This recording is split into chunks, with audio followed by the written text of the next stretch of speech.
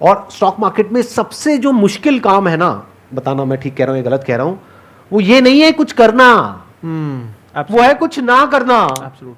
ये जो खुरक होती है ना हमारे अंदर, खुरक वर्ड पता है, बहुत ही प्यारा वर्ड है, एक तरह की खुजली होती है यहां पर, तो अंदर खुजली होती है, स्टॉक नीचे जा रहा है, ऊपर जा रहा है, ये हो रहा है, वो हो रहा है, तो इसको इग्नोर करके टिके रहना अपनी लॉन्ग टर्म विजन के ऊपर, लॉन्ग टर्म स्ट्रैटेजी के ऊपर, ये सबसे मुश्किल काम है। यानी स्टॉक मार्केट में अगर आप कुछ नहीं करते हो ना, जो मैंने आपको बोला है, बस उतना करते हो, यानी इंडेक्स फंड में हर महीने 10,000 रुपए लगाया और शांति से बैठ गए, 20 साल बाद आपके अकाउंट में 1 करोड़ रुपए होगा। गारंटी नहीं है मेरी, लेकिन पॉसिबिलिटी बहुत ज्यादा है। और ये है अगर 12% की रिटर्न आई, अगर ज्यादा आ गई 15%, 20% एवरेज आउट करने के बाद में, तो उससे ज्यादा भी हो सकता है, 1.5 करोड़ भी हो सकता है, 2 भी हो सकता है, but there is a strong possibility, I think around 99% possibility कि अगर दुनिया ही खत्म ना हो जाए, कोई धूमकेतु आकर के टकरा जाए या कोई बहुत बड़ी वॉर हो जाए, कुछ हो जाए, तो तब पैसा बढ़ा के भी क्या करोगे? तब पैसे का क्या करोगे?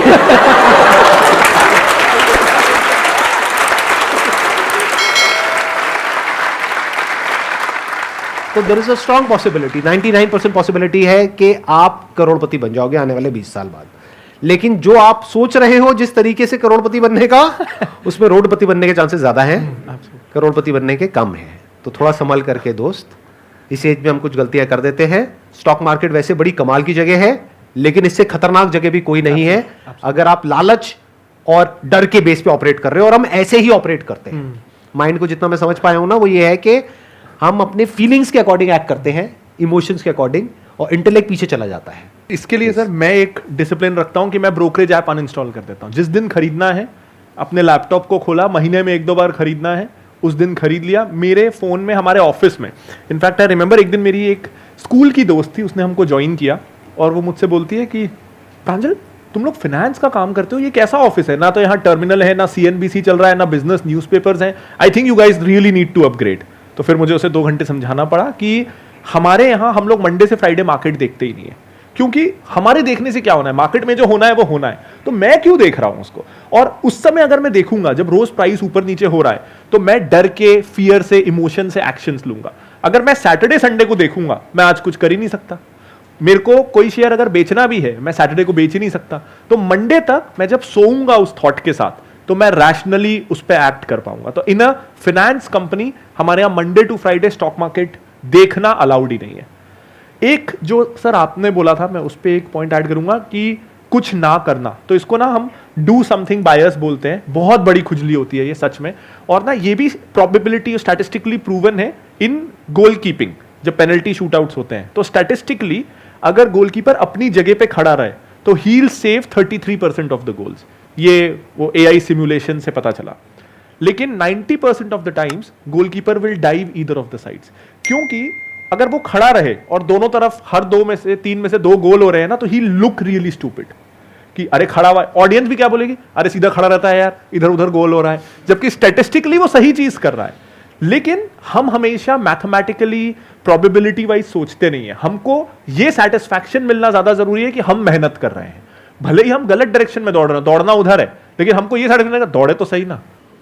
और एक सर जो था कि पेनी स्टॉक्स के अराउंड मैं कहना चाहता था कि सर एक क्या होता है कि पेनी स्टॉक अगर हमको मिल गया, जैसे मुझे कोई पेनी स्टॉक मिल रहा है, या आप बिगिनर्स हो, मैं भी बिगिनर हूं, हमको पेनी स्टॉक मिल गया, तो ये ना हमारा साइन ऑफ इग्नोरेंस है कि हम सोच रहे हैं हमको कोई हिडन स्टॉक मिल गया और उन लोगों को नहीं मिला जो 30 साल से मार्केट में है, जिनका दिन भर काम है इस तरह की हिडन वैल्यू स्टॉक्स को ढूंढना, हिडन बार्गेन्स को ढूंढना।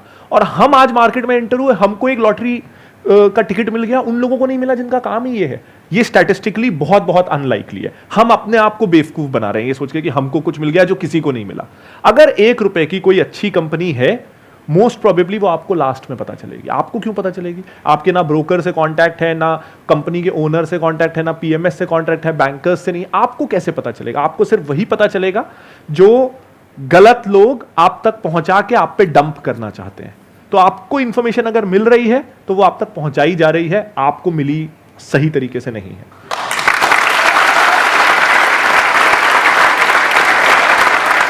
एक और बात यहां पर मैं बोलूंगा, इनसे बात करते करते एकदम एक थॉट आ रहा है कि स्टॉक मार्केट में अगर डरना है ना, तो कम रिटर्न से मत डरो।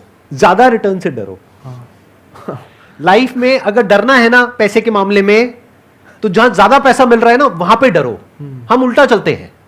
कोई आया आकर के आपको बोला कि भाई मेरे को पैसा दे दे, मैं 1 साल में डबल कर दूंगा, 2 साल में डबल कर दूंगा, या फिर इसमें पैसा लगा दे, ये हो जाएगा वो हो जाएगा, वहां डरो। अगर इस तरह से आप समझ पाओगे इस साइकी को, तो बच जाओगे स्टॉक मार्केट में। मैं ये देख रहा हूं कि आपकी और मेरी थिंकिंग काफी हद तक अलाइंड है। आपने भी वॉरेन बफेट को पढ़ा होगा, बेंजामिन ग्राम, जो उसकी जो the intelligent investor Benjamin gram. Sir एक अच्छी बात ये, जब मैं शुरू करा था 2012-13 में, तो नॉइज नहीं था। आप पढ़ने जाओगे तो यही मिलेगा, राइट। तो वो बहुत अच्छा था।